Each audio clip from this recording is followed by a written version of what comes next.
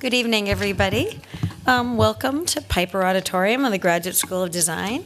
My name is Diane Davis, and I have the great pleasure of introducing our speaker tonight, Professor Amin. Amin is the chair of geography at Cambridge University and the formerly executive director of the Institute of Advanced Study at Durham University. What I think is amazing about Ash's work and why we're so excited to have him here is this is a man whose orbit covers all the themes and problematics that we are looking at here at the Graduate School of Design across all the different disciplines that we have represented here. He writes about cities, inequality, culture, economy, politics, and space. He is a great theorist, but as we're going to hear in a few minutes, he also digs down deep into the ground, neighborhoods, physical spaces, infrastructures. He's going to share some of the ways he thinks across all those domains with us tonight in his talk called Lively Infrastructures. Before I turn it over to Ash, I would just like to say a little something more about what he's written. Many of you probably know about his work. I have never had the pleasure of meeting Professor Amin personally, but I've read several of his books, and there are several others that I can't believe they escaped my cognition, and I can't wait to read them, and I just want to share some of them with you. He is the author or co-author of the following books, and they're not even in chronological order, but most of them have been written, it seems to me, in the last 5 or 6 years, which also is amazing to me.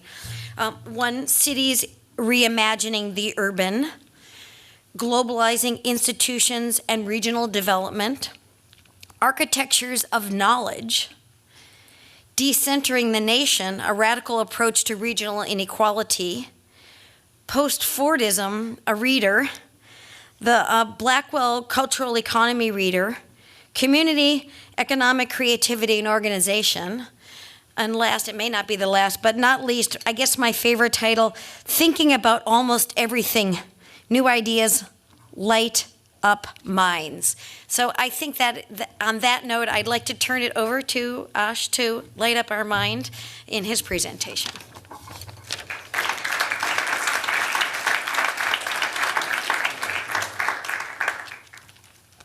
Diane, thank you very much for your kind introduction. And good evening, everyone. It's a real pleasure to be here. Rahul, thank you for your kind invitation. I'm most grateful. And I should also thank Chantel Blakely for everything she's done for me over the last few days and weeks. I'm one of these characters who constantly changes his plans, especially his travel plans, and including asking her to change my flight arrangements from tomorrow evening to tomorrow morning. And she kind of diplomatically and professionally did that without a blink of an eyelid. I said it's a real pleasure to be here, but also with a degree of trepidation, because as some of you who know my work will know for sure that I don't work on urban design, but only in slightly indirect ways, which is what I'm trying to experiment with today. So my talk is not about urban design, but actually it is, depending on how we define urban design.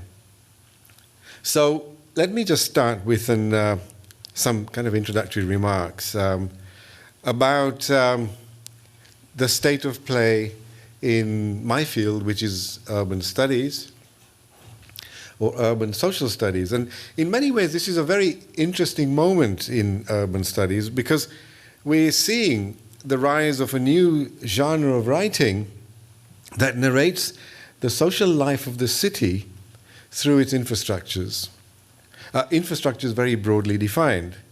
And in this writing, trunk networks, water, electricity, sanitation, the built environment, broadly defined, from buildings through to landscapes, and public services from healthcare through to the provision of education, appear as not only interesting in themselves, but also very closely implicated in the making of urban sociality and urban social identity. Now, of course, I know very well that disciplines such as architecture and urban design have long thought of cities in these terms. A very strong tradition in architecture is precisely the making of the built environment in order to transform social prospects and social lives and identities in general.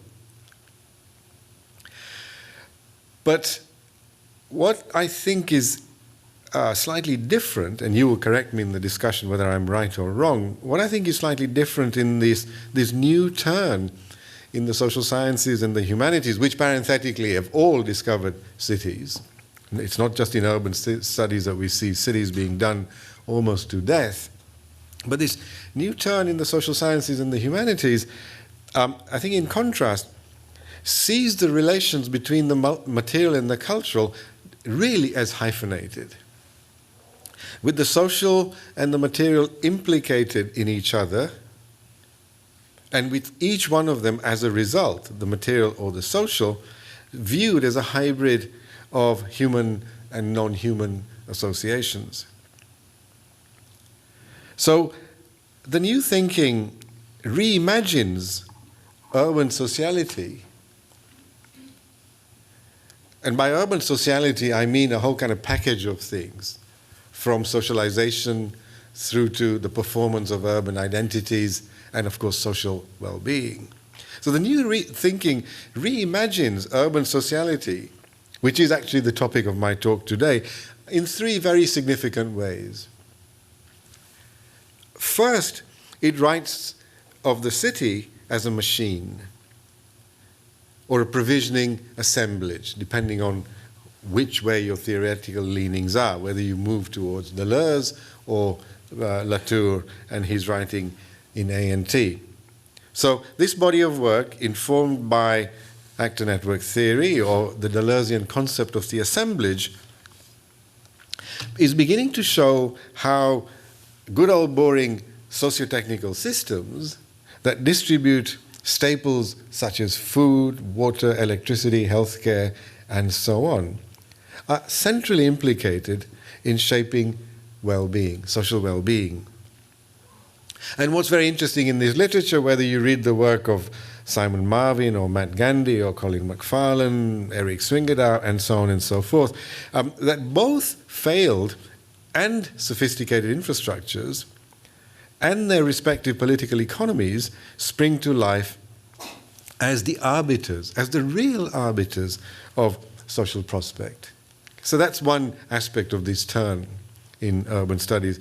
And the second aspect, one could call writing on infrastructures as symbolic stroke political. So in this second body of writing, and here I'm thinking of the writing of people like Asif Bayat, Brian Larkin, Keller Easterling, Laura Kurgan, Penny Harvey, Tim Mitchell, a whole series of kind of, including now anthropologists writing about the urban.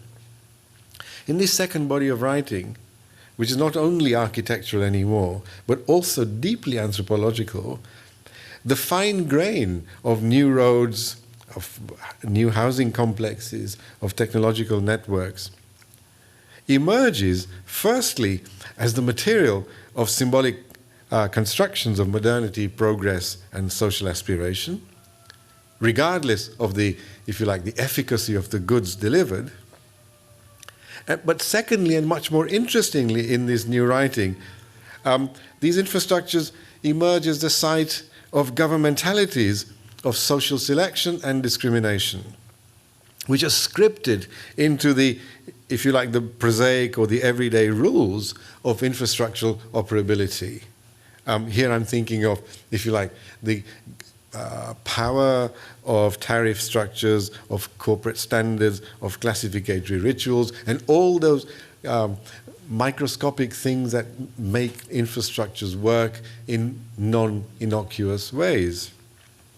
And so here is a lovely little phrase from Brian Larkin, as he observes that when we start thinking of infrastructures as both symbolic and political, we see how, and I quote, pipes turn out to be documents, which is a great phrase, I think. Pipes turn out to be documents. And then thirdly, third kind of genre of writing here thinks of infrastructures as immersive landscapes. Here, a new body of writing is beginning to conjecture a very strong connection between the habitat and sociality.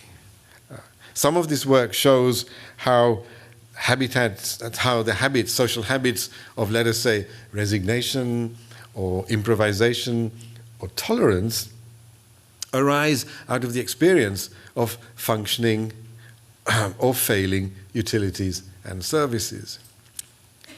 While other work focuses on, and this is the really interesting work that's emerging now, again, deeply, deeply ethnographic, on how sounds, smells, and the signs of the built environment shape sentiments and ethical dispositions. So we're seeing here the renewal of a kind of Zimmelian tradition of conjecturing very strong links between the environmental aesthetic and social disposition, social affects. And I mean, I could, cite a bucket load of contemporary writing, but here, who am I thinking of?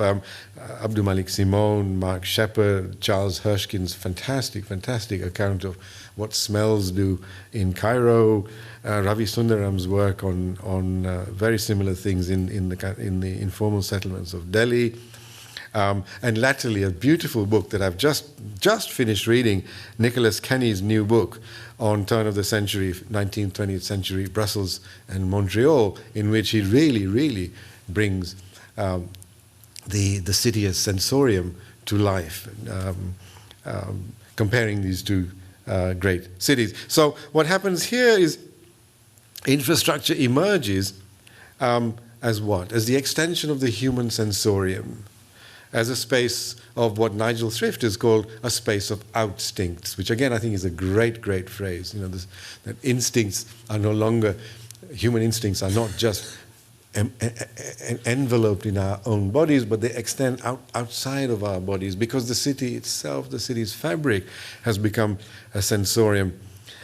Now, particularly because of the various degrees of intelligence, because of the availability of computer systems talking to each other and software systems spread out on the skin of the city, where we now see the urban environment itself, if you like, imbued with a whole series of affective responsiveness, scripted in turn into the city's boring old socio-technical systems.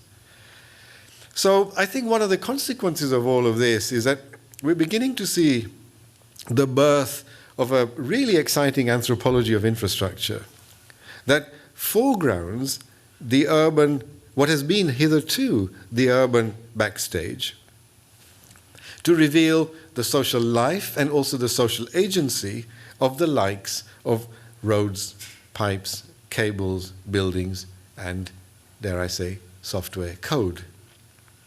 And this new writing invites social science and the humanities to become much more than human, for a start, which is a kind of Latourian conceit, to make the urban invisible visible, and above all, to consider how, and I quote Brian Larkin again, how invisibility is mobilized and why. Okay? How infrastructural invisibility is mobilized and why. So what I want to do in my lecture this evening is I want to take up Larkin's invitation to make sense of the social life of, to make sense of the social life of poor informal settlements, viewed through the visibilities and the invisibilities of the infrastructure. How I'm using these phrases will become clear as I go along. So first, I want to consider the performativity, and I think performativity is absolutely the right word here, of infrastructural visibility. For example, when the poor labor to turn landscape into settlement. And then I want to look at the affordances and the ambiguities too of infrastructural invisibility. For example, when access to municipal trunk infrastructures becomes secured, and in being secured, it recedes into the background of the life of a neighborhood. Okay, so I'm trying in this paper to think about the aesthetic of infrastructures, infrastructural design with a small d, through, if you like, the politics of visibility and invisibility. And my material is drawn from Belo Horizonte in Brazil, and it's based on a month of field work in the summer of 2013, where I looked at two things. Firstly, land occupations by the poor to secure housing, occupations which involved a stark and rapid process of landscape transformation. And then secondly, an area called the Aglomerado da Serra, or de Serra, which is Belo Horizonte's oldest and largest favela, which houses some 50,000 people, where it has taken some 40 years of struggle to secure trunk infrastructures, which, as I said earlier on, have now become invisible. And I want to consider the politics of that invisibility in one of the areas of this favela agglomeration. The area is called Fatima, or in Brazilian, Fatima. So, just to begin then with the politics of infrastructure made visible, I want to focus on three occupations. Dandara, Eliana Silva, and Rosa Leon are three new settlements that have sprung up on the outskirts of Belo Horizonte just in the last 4 years. And these are very interesting developments. These are organized occupations by the homeless and the landless, which have been facilitated by pro-poor housing social movements, of which Brazil has a kind of distinguished tradition, but organized also, and this will interest you, by a group of university architects, specifically a group called the Grupo Praxis in the Department of Architecture in Belo Horizonte University, and facilitated and aided by a group of lawyers and student volunteers. And these occupations are intended as bona fide neighborhoods, which in the end, the hope is, in design terms, they will meet planning regulations. This is what makes them really quite interesting. In other words, the explicit aim of the occupations is not to remain or become favelas. Okay? Favelas defined as those informal settlements that arose spontaneously. They were never spontaneous, but it is said that they arose spontaneously, and they violated a whole series of planning regulations. Whereas here, the aspiration is, we'll do this thing right from the very beginning. The illegality lies in the process of occupation, but everything else will meet kind of proper urban zoning planning standards. In other words, a kind of a no to haphazard build. So at one level you could say that the story of these occupations, and it's true without question, is a story of human enterprise, or a story of achievement against all the odds, human achievement against all the odds, a story of skills, courage, hardship, endurance, hope, avoiding the law, avoiding the officials, building something from nothing. So that's just fine. But that's not the story that I want to tell, because I want to try and tell a slightly different story of the recent history of the occupations. And which is this. I think it's a story of the mise en scène by infrastructure, okay, of the making of sociality and community through the infrastructure. And I think this has happened in at least three ways in these new occupations. And the first one I would call infra-designation, okay, or sociality by designation, or in more prosaic terms, but as a result of the construction of an occupation model. Full occupation in all these cases, in all the recent occupations, is actually held back until the eagerly awaited three-dimensional rubber models of the settlement are prepared by the architects. Okay? So these 300, 400, 500, 1,000 people hold back from occupying an identified piece of land until the architects say, right, okay, we can occupy now. And these models are the signal to build, then to occupy and to build initially wood and plastic shelters, and then other forms of structure, usually kind of brick. These models, what do? They do they achieve a host of things. They visualize the plots, the streets, the common spaces, the green areas, the contours, the boundaries. In other words, they pre-configure a settlement that will eventually get state recognition. Secondly, they are co-produced. And so there's an enormous amount of discussion about, which streets will go where, what will the houses look like, will these be communally owned, will they be privately owned, and so on. And what they're doing, in my view, thinking infrastructure is lively, is they are enrolling, they're working as kind of enrollment objects. They're objects of dispute, they're objects of discussion, they're objects in which lay expertise is also valorized, because these are not just produced by the architects, they're kind of co-produced between the occupants-to-be and the architects. In turn, they visualize the whole. They build a sense of place. They identify the rogue occupants, the people who want more, and the architects say, no, we're going for a standard footprint for every single household. And of course, these are also used to negotiate with the authorities, because right from the very beginning, sympathetic people from the council are brought into the process to say, look, this is what the occupation is going to look like. And in the long term, if we win through the courts, we would like your approval because we're doing things properly. So, and of course, once the build starts, these designs, is this a design? I presume it's a design. They're very quickly forgotten, but they remain a kind of a mnemonic, a reminder of intentions and of what ideal community might look like.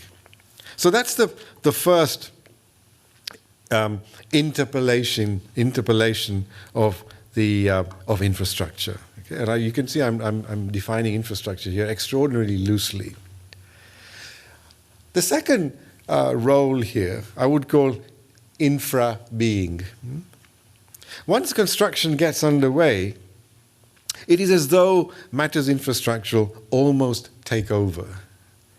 Within the household, for example, the slow process of building the house, pirating water and electricity, of turning house into home, of negotiating access to faraway schools, clinics, and work, brings out a particular set of cultural practices, essentially a cultural practice of artisanship and home ownership and home building. So infrastructure is doing its work within the home here in really quite fast and staggering ways. But it also, I'm still on the home, brings out a whole kind of diplomacy of exchanging favors between households. You do this for me, I'll do that for you. It brings out, for sure, particular negative affects, the anxieties, for instance, of failure, of collapse, of course, of eviction, because at any moment, even when you've at the kind of brick and mortar stage, you could be evicted after all this work. So this is a form of infra-being within the household, or because of developments within the household. Outside the household, a very similar process is underway. The improvised infrastructures For example, the low-hanging wires, the cracks in the ground, the seepage from sanitation pits, and endless amounts of grey water are also, and the signs of commerce that begin to emerge, the communal spaces that start appearing. These, in my view, collect together, they gather as an atmosphere of place that works, I think, precognitively on the residential experience and also perception of space, of self, and of community. There's just no question about this in my mind, that a lot of the social understanding of the neighborhood as a neighborhood is occurring as a result of people's engagement with an infrastructure as it emerges and comes into being. And then thirdly, the third example of becoming through infrastructure, I've called infra-commoning. The state and the visibility of the collective infrastructure has considerable bearing on the experience of and expectations from the emerging commons. And already we can see that, already by that I mean in these last 4 years, that the experience of the commons can be really quite different in each occupation. At face value, all these occupations are the same. They've gone through the same process. The same architects are working behind them. Maybe, of course, the topography of the landscape of one occupation is very different from the topography of the landscape of another occupation, but to all intents and purposes, they are similar. They're quite different to the favelas, for instance. And yet, in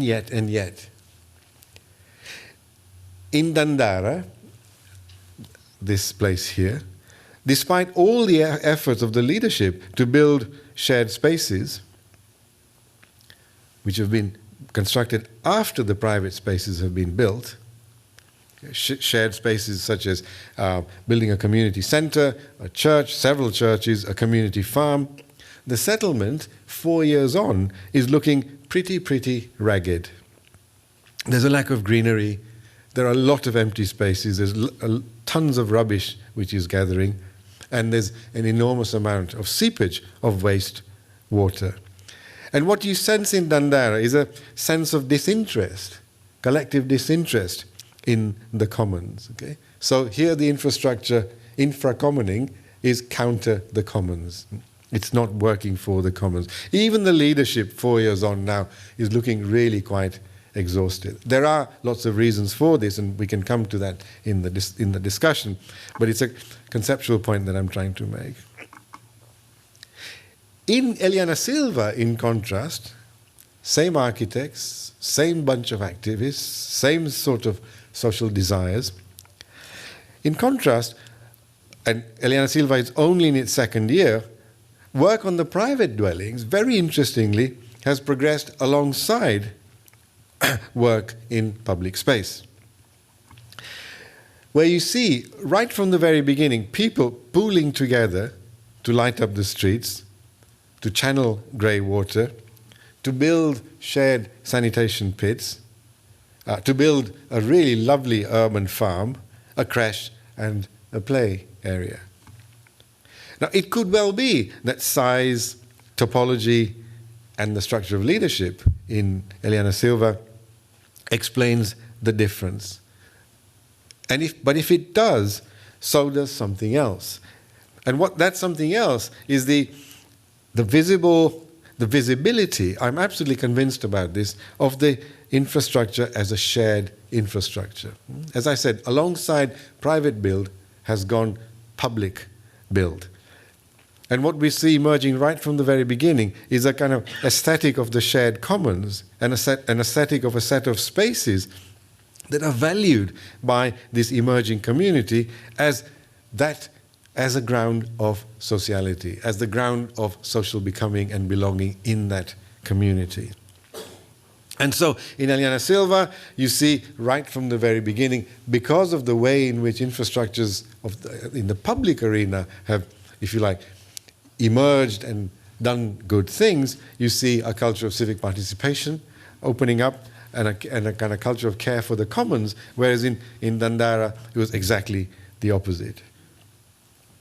Okay, so these are my kind of thoughts on, if you like, what happens when infrastructures become visible and the socialities that result out of that.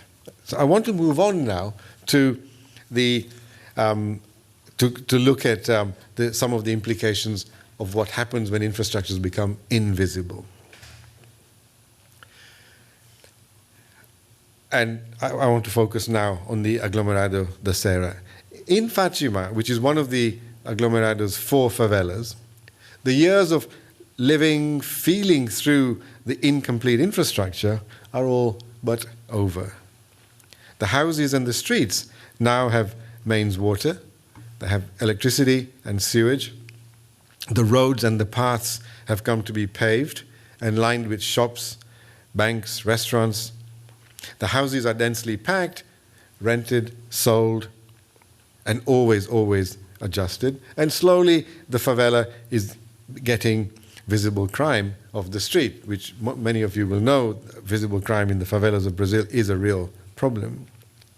So Fatima, like so many Brazilian favelas, has become a bona fide poor neighborhood. And after 4 decades of self-build of the infrastructure, 4 decades of struggle, absolute struggle to get the authorities to provide mains connectivity, the infrastructures have kind of receded into the background of silent supply in the form of now municipal upgrading of water supply, municipal provisioning of electricity, municipal provisioning in some parts of Fatima of also of sanitation. So if today's infrastructure is a mnemonic or a reminder of tough times past and has come to be taken for granted, it is of course deservedly so. After decades of deprivation, hardship, and auto-construction, after decades of struggling to get recognition for the favela as a neighborhood that deserves state and municipal attention. So you could argue then here the making invisible of the infrastructures of supply, of trunk infrastructures in Fatima, is absolutely a sign of success in accessing, in the poor, accessing the right to the city, okay? The right to the city that is taken for granted in the middle classes of the cities, but is denied constantly to the poor. But I think here too, there's a twist to the tale. The politics of invisibility, as so often happens for the urban poor, comes with a price. In Fatima, this is manifest in the daily frustrations of erratic mains supply, and the daily frustrations of very low quality of public infrastructure. But it's also manifest in the consequences of a much more sinister recent acts of urban integration that have wedged themselves into the silence of provisioning. And this is what I want to turn to now as the last part of my talk. What I'm referring to be more specific, is the Viva program, which has been developed by the municipality in 2005, ostensibly to modernize housing, the trunk infrastructures, and green spaces in the city's poor areas. Like other schemes in Brazil, the program provides free or affordable housing to people considered at risk, living in areas considered at risk, or people themselves considered to be at risk because of low income. And the scheme also upgrades the communal spaces of precarious settlements. So, of course, at face value, the program seems a pro-poor infrastructural development, true to many of the things that the Brazilian government has done, successive Brazilian governments have done after the dictatorship. And it looks at face value like another step towards integrating favelas into the life and assets of the formal city. Okay? So nothing really to complain about, to criticize the government. The municipalities have recognized the favelas. They've started a Villa Viva program, which you can see in its form on the bottom right-hand side. But I said there's a twist to this tale. If the Villa Viva program has improved the housing conditions of some hundreds of families in Fatima, as well as improved transport connectivity and sanitation, the violence of its aesthetic is truly striking. And by that, what I mean is that the Villa Viva program aesthetically has completely disregarded the local building vernacular, informal housing aesthetics. It's completely disregarded the very skill and the ingenuity that has gone into turning the favela over a 40-year period from a slum into precisely a thriving neighborhood. And we see this in the form of new 4-story housing blocks for the evicted, people who've been evicted from the risky areas, that stand out really like a sore thumb in Fatima and in other areas of super urbanization. So these building blocks, may well be comfortable and well serviced, but they permit no alterations on the outside or in the inside. No washing lines are allowed, just to give you a prosaic example. Interestingly, there's hardly any socializing in the very narrow stairwells of these blocks, and then there's no socializing in the spaces outside. Villa Viva means living villages. These are not living villages. These are dead condominia. So that's one aspect of the Villa Viva program. Another one is that a very costly trunk road that is far, far too wide, that, as you can see from the bottom two images, cuts through the Aglomerado de Serra, separating two favelas from two other ones. What's very interesting here too is that it's barely used by favela residents, this fast road. And it has split off Fatima from other favelas of the Aglomerado, but which has reduced dramatically, interestingly, the commuting times of the middle classes living in the outer gated suburbs into the city center. The whole purpose of this road essentially was to cut through the favela for people on the outside of the city to come quickly into the middle of the city. All of this ostensibly under the rubric of improving the favela for the residents of the favela. What it's done, essentially, it's ripened Fatima and the other favelas for gentrification. This is just absolutely clear. Third example, these are steep hillside favelas in which there are all sorts of kind of river gullies that run down the mountainside, the hillside. The gullies around which perched precariously in the past vernacular-built houses and gardens have now been completely fenced off on the grounds that these are now environmentally protected areas.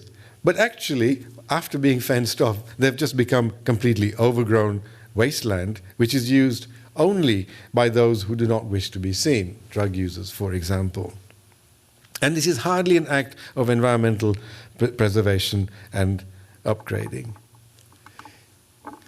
In short, Fatima's moment of infrastructural invisibility, the making invisible of trunk infrastructures, that moment of infrastructural invisibility that worked for the community has been overcast, has been overshadowed by a new visibility that, in the name of urban inclusion, yields a very different politics and a very different sociality.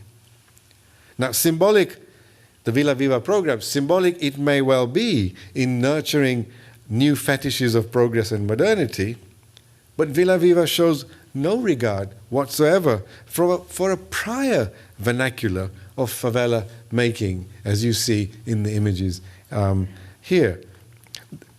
a prior vernacular of favela making that drew on artisan skills, on know-how and design, which has been actively maintained in the case of the land occupations that I talked about earlier on, that completely disregards the long tradition of building local organizational and associational networks, and that completely disregards and is actually actively against, I think, the resolute collective will in the early 40-year history of this favela to claim the city on the terms of the poor. Okay? Not just to get concessions from the municipal authorities, but to claim the city on their own terms. So what we see here is an aesthetic that hides the interests of others who stand to gain from the upgrading of this prime piece of real estate very close to the city center of Belo Horizonte. This is the kind of hidden politics of infrastructure becoming once again visible in the favela of Fatima, but in ways that are quite different to the visibilities of infrastructure in Belo Horizonte. So let me then come to a slightly longish conclusion. How much more time do I have? 10? No, okay, so 10 minutes I think we'll do it. The machinations of Villa Viva remind us ultimately that you cannot think the urban poor without delving into the policies and actions of governing elites and institutions. That's for sure. So in this sense, the traditional sites of power, state, corporate, legal, municipal, absolutely have to be kept squarely in the frame. Okay? I kept them out of the frame in the first part of my talk, and in the last part of my talk, because of the violence committed by the Villa Viva program, we are reminded that even doing urban design, we cannot actually leave out of the frame the politics of the traditional sites of power, states, corporations, and so on. In Brazil, this assemblage of power, linking linking law, municipalities, and corporations, this assemblage, since the ascendancy of the populist left over the last 15 or 20 years, has absolutely produced a very mixed set of outcomes for the urban poor. Around a universalist but highly differentiated discourse of citizenship, social outcomes in poor neighborhoods in Brazil have been settled by a combination of three things. On the one hand, gains or losses depending on the disjuncture between the courts, political reforms, and municipalities over land, property, and occupation rights, as James Holston has shown us so elegantly in his work. Something we just simply cannot disregard. Secondly, absolutely inflected by the stances taken by regional and municipal leaders in different political cycles towards favelas. So what happens in Rio is not the same as that which happens in Sao Paulo or in Belo Horizonte. And as Eugene McCann has shown in his recent excellent book, these stances of the regional and municipal leaders in different political cycles really do matter. And then thirdly and finally, what also matters is the balance of power between client networks, social movements, local authorities, and criminal organizations, which again vary from favela to favela. So these three things together, of course, make up the political foreground of favela fortunes. No doubt about that whatsoever. And they cannot be ignored in the way that I did in the large part of my presentation. At the same time, and I come to a conclusion here, what I hope I've tried to show is that infrastructures both incorporate and exceed this vector of power defined traditionally as where it resides in particular organizational and institutional forms. Okay? What I've tried to show is that the infrastructures both incorporate and exceed this vector of power in the form of mundane socio-technicalities which constantly work on collective identities in the ways that I've tried to describe in my talk. Here, in contrast to an approach that focuses just on the governmentalities of power, here the prosaics of pipes, of bricks, of cables, of sanitation pits, of community gardens, their design, their coded selections, their calculative routines, their micro-technicalities turn out to be, in my view, really quite decisive in mapping and making the urban social experience.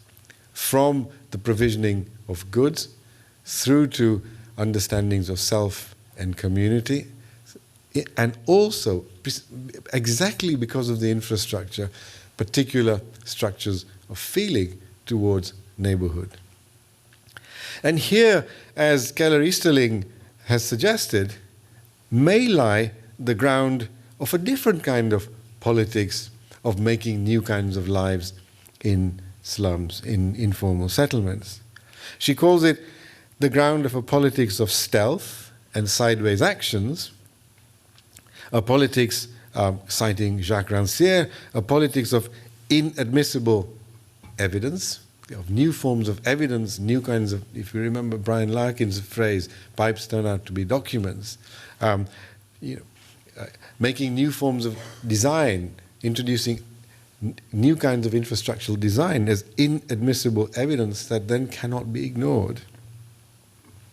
A whole series of redesign interventions, of building different kinds of switches into the infrastructure, building demonstration projects of likely forms of social infrastructures, or a whole manner of things which could populate a politics of stealth and sideways actions that could reconfigure what Keller Easterling has called the extra statecraft of today's hidden and ubiquitous infrastructures. We live in a time in which all life is defined through and around infrastructures. And yet we choose mostly, when we talk society, sociality, and politics, to ignore these mundane infrastructures, which are more than provisioning infrastructures. And the point I want to close on is that attending to the politics of infrastructures in the way that I've tried to define, centering very much around the aesthetic of infrastructures too, the visibility and the invisibility, might actually make for a sideways, stealthy politics of provisioning for the many and not just the few, without any of the clamor, as Easterling says, of wearing politics on your sleeve. And I'll stop there. Thank you very much.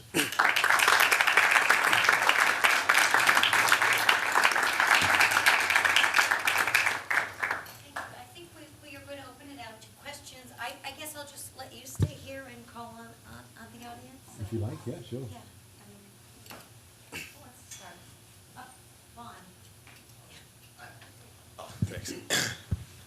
Thank you for your talk. We definitely very much appreciate it. I wanted to get your input on the point that you were making about the lack of heritage, I guess, at the carrying on the vernacular of tradesmen and people that had real skills in Fatima, and that you didn't see that evident. Could you attribute that to the fact that these are informal settlements and there's maybe a constant fear or an inherent fear that this property might be taken away, so therefore we dare not make our footprint known? Is there something to that temporal quality there that that shouldn't be more formalized or shouldn't be inherited? There shouldn't be anything inherited. You should just spring up something new with your own personality attached to it. If I've got your question right, the history of build, the history of build is the history of vernacular invention. It kind of happens all the time. These bendy buildings and that paving that you see on the top right hand, people kind of release their artisanal skills because this is exactly what they know how to do.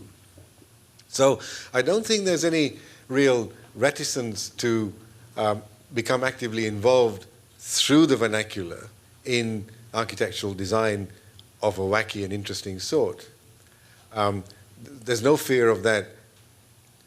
In fact, a lot of the people I spoke to, I said, well, you're making all these elaborate infrastructures and houses and gardens and places of sheer beauty and investing so much money and effort into these things, and you still don't have property rights. I mean, even in Fatima, they don't have property rights yet. Are you not fearful of eviction? Isn't eviction likely to happen, and all this investment that you've made will simply disappear? And they said, no, because there was no other way of doing these things. And in any case, these are our homes. Okay? And once a home becomes a home, it becomes a place of pride and of further investment and so on and so forth. And there is a kind of a favela vernacular style of build that circulates. It has its own kind of standard qualities, two up, two down, block structures, and so on and so forth. So that's not so much the issue. This sense of lost investment. What I was trying to allude to in the last part of the paper was that the new kind of efforts at modernity of looking to the future on the part of the state in a kind of clinical, standardized way, and this happens the world over, deliberately chooses to ignore the vernacular of build within these favelas, very much on spurious grounds. And the grounds are, these are risky structures. Okay? These are structures that don't stand up. These are on risky terrains, and therefore they have to be moved, and we'll construct these houses which are much stronger and much more robust. But the evidence is that most of these structures are there to stay, and in adverse conditions they don't break down. They don't kind of disappear, and if they do, they're rebuilt.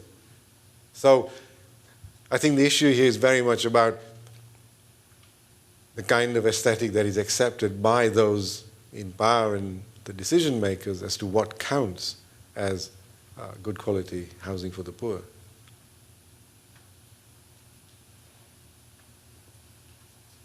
Yeah, thanks. Great talk. Can I, since you mentioned Deleuze, pick up on that, especially in the context of the visual? I mean, there is a way of reading the kind of the genealogy of thinking that goes from Foucault into Deleuze as being a kind of an erosion of the hegemony of the physical, where we move from the Lazarus to the panopticon, where the gaze comes in, to the point where Deleuze talks about in his postscript to society's control, saying, well, actually the forms of control now become completely gaseous, completely invisible. And here he's talking about credit, and that is really the logic of so we're shifting away from the visual in some ways, and then he kind of there's the discourse about extensive versus intensive space.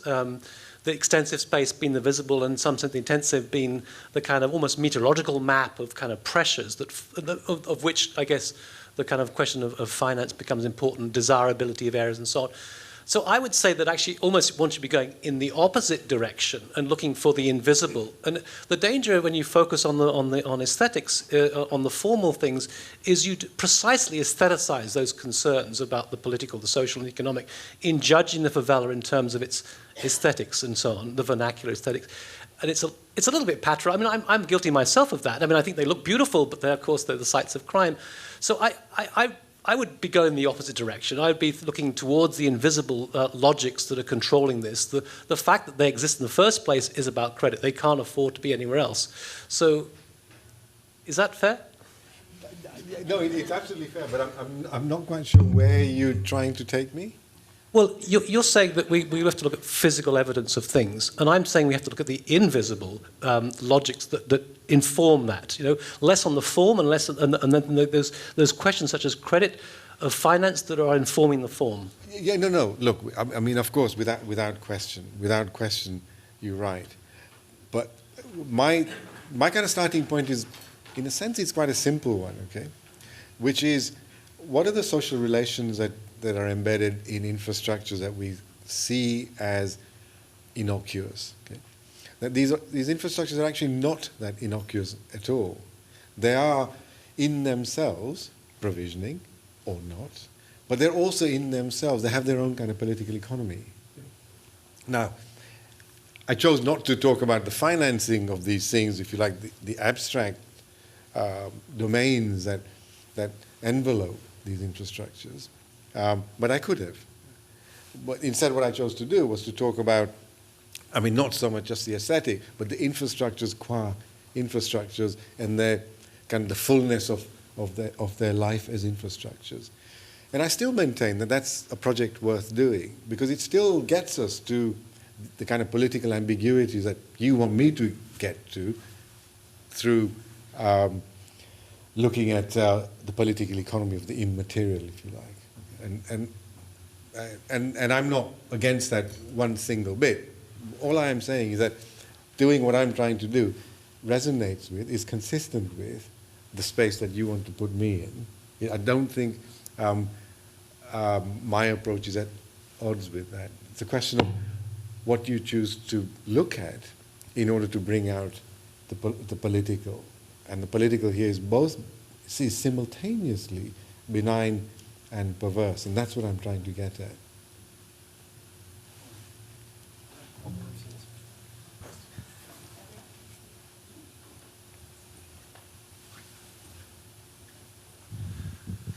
Well, thank you very much for such an inspiring talk. My question has to do with somehow two extremes that I kind of can read through the presentation. One is your critique of somehow the inadequacy or lack of efficiency of the top-down, exclusively technocratic, planning of such, we can say, slum renovation, urbanization, development.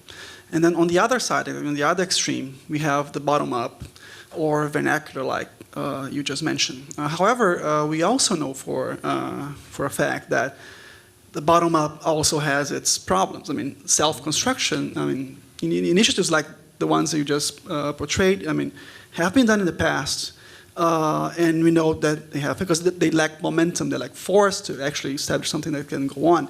So what would be your suggestion? What would be your idea that somehow, how can we find a middle ground to that? Where should we, as designers, and I speak as a designer here, as an architect, where should we, what are we looking at? Where should we focus our attention? Because we know the extremes have failed. So what is your opinion? I can only quote the architects that I worked with in Belo Horizonte. This was the Praxis group. And what they said, and I kind of agreed with them, was that their philosophy of work is co-production. And they said, well, we're not prepared to start producing designs for this settlement or that settlement without your active involvement as a community, including in the designing process, which has its own ambiguities as well, without question, because in some cases, I mean, one of the meetings that I witnessed, okay, which lasted for absolutely hours, the community representatives kept on saying, but we're not designers, we're not architects, we don't really understand how to make these models work, and so on and so forth. All we can do is express our intentions and our desires and our likes and our dislikes. And we can show you some kind of examples of build that we like. So what was nice here, I thought, and time is a critical factor here, if co-production is given the time that it deserves, some of these ambiguities can be resolved through a process of kind of ongoing, repeated dialogue in phase one. So designs are then produced, through a kind of trial and error system by saying, well, so do you like this? No, I don't. Do you like this? No, I don't. Do you like this? Yes, this could work. And then, one. Two, what they also do is when the build starts, okay, the people involved in co-production design, if you like, the collective areas and the collective spaces, but not the individual houses themselves. The individual houses themselves are kind of built by and designed by the individuals as they see fit.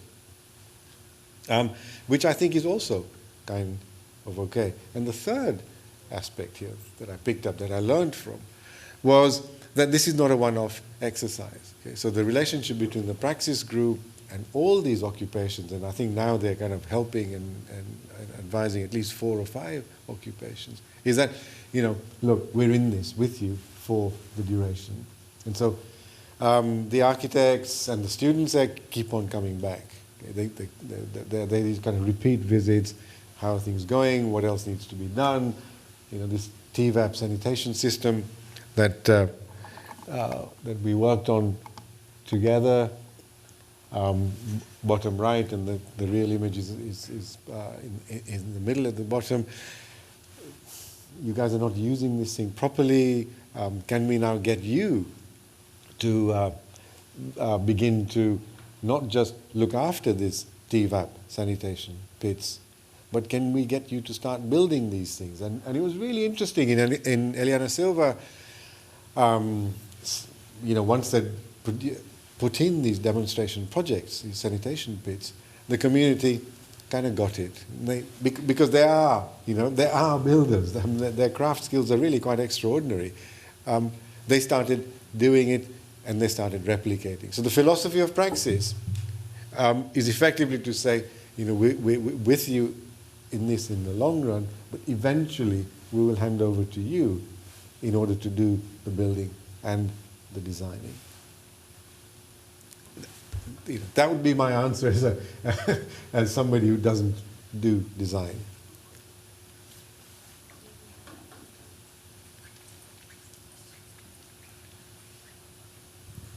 Hello, thanks for your talk. One question is, you describe the visibility of infrastructures as one group is seeking to acquire some capacity or access, and later that once these infrastructures are backgrounded, becoming invisible, they might become visible to yet another group that might have a different kind of desire and a way of accessing them. And a question for you is, do you see over a longer term of this cycling between visibility and invisibility by different groups a way of learning to design that way for claiming these on other terms, as you describe it? That the poor might be able to scale time in that way when they may not have the financial access to do so or the access to power to do so? The answer I can give you stops short of the design element, okay? What I'm taken by a very interesting proposition that Saskia Sassen has made a couple of years ago, in which she said that if infrastructures are absolutely everywhere in urban life, what difference would it make if they were made really, really visible? Okay? So she gave a kind of example of excavation of the land on which cities are built to reveal all the kind of the flows of software. Flows of signs, of water, of sanitation, and the rest. To say, well, if the poor could begin to see the infrastructures, which by and large for them produce a situation of lack, rather than provisioning, then a new kind of politics might emerge, okay? In other words, making the invisible visible explicitly for political purposes. Okay? And to do that both materially, if that's at all possible, but also to do it virtually. Another set of examples comes from, I think it's in a whole series of essays in the book that Mark Shepard edited, in which alternative communities come into being to, again, work with infrastructures. So, for instance, putting sensors all over the skin of the city in order to get a gauge of the degree to which, for example, the environment is distressed. So, what would happen if we were able to show that trees in cities actually weep because of the pollution that surrounds them? It's kind of slightly over-romanticizing the point, but a whole series of, if you like, sideways, underground interventions, and I think this is what Keller Easterling is trying to get at as well, which again made visible a whole series of ways in which the infrastructural arrangements of the city could look very different from how they look today. So this is a way of, does this get close to redesign? Probably, but I'm not sure. Does it get close to showing how infrastructures work to provide and to take away? Yes, it does. Does it get close to making, intervening directly in the urban infrastructures in order to produce new ways of well-being in the city? Yes, it does. So, the best I can say is that this kind of thinking brings into the foreground all those things in the background which silently end up being, both benign or actually quite capricious.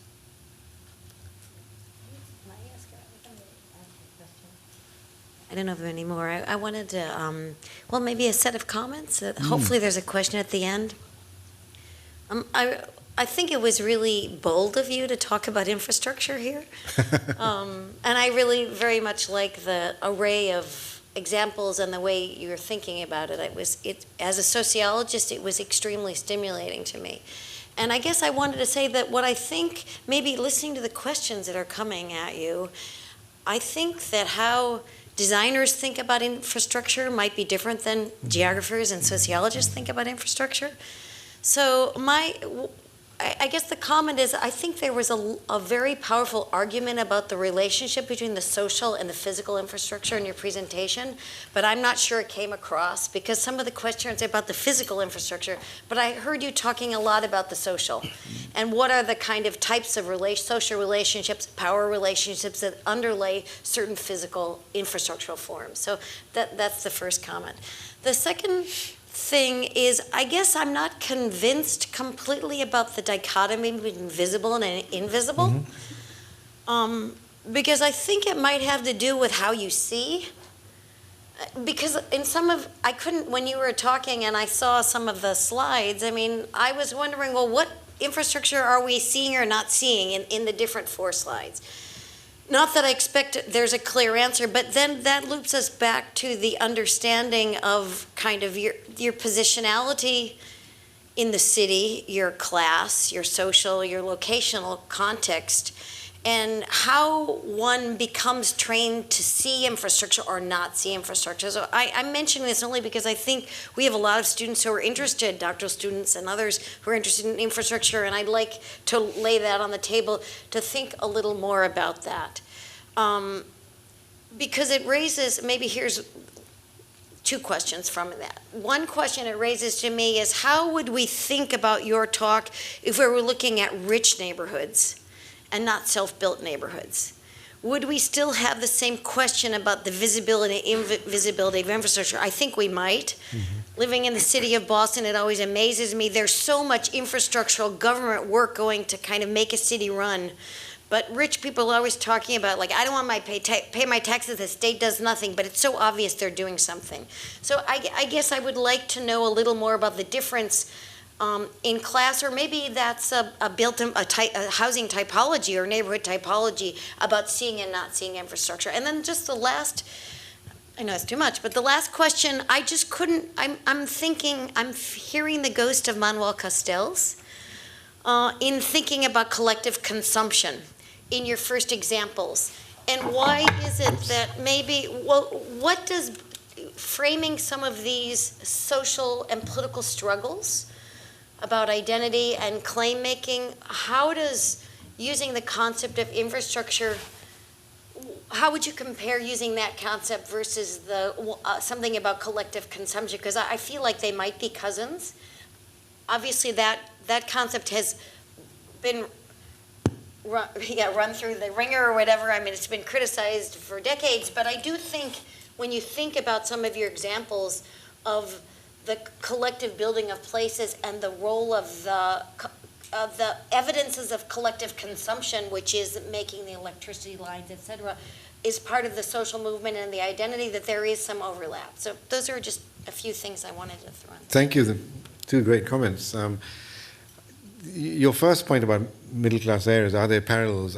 I think conceptually, of course there are, because the moment in which you start making a case that the material infrastructures are deeply implicated in the making and the remaking of the social, then that goes for every area of the city and every social group. I guess that for me the difference lies in just one very specific but quite significant thing, and that is that I think in poor areas or in settlements in which the settlement is still, if you like, being made, the infrastructures are a kind of pinch point and a passage point. They are the ground on which the communal is or is not made, is or is not perceived, and so on. And it's precisely because of that that I was trying to make quite a lot of visibility, as much as I possibly could. Because I think in the middle class areas, what's happened is that the provisioning is in the kind of silent background and is generally quite steady and, in inverted commas, fulfills. And the infrastructure then comes into the foreground when something breaks down or the municipal authorities want to extract more taxes or whatever else. And of course produces, in the same way as it does in the poorer areas, a new form of kind of neighborhood politics. Okay? So my kind of answer to your question is that there are parallels. Infrastructure is doing more or less the same thing, but might it be the case that in the poor neighborhoods they are absolutely kind of obligatory passage points into the good life? Your second comment about castells and collective consumption, I think I need to think about that. I don't see myself as a Castellian in any sense of the word. Old Castell? I don't think... well, I'll just make a kind of fairly trivial point, that I think when Manuel was writing about collective consumption in the way that he did, in a sense he was railing against a productivist argument, a productivist way of reading the city. And I think ironically, I'm doing exactly the opposite. I am making the case for a productivist reading of the city where production is infrastructure rather than factories. In a sense, infrastructures are the new factories,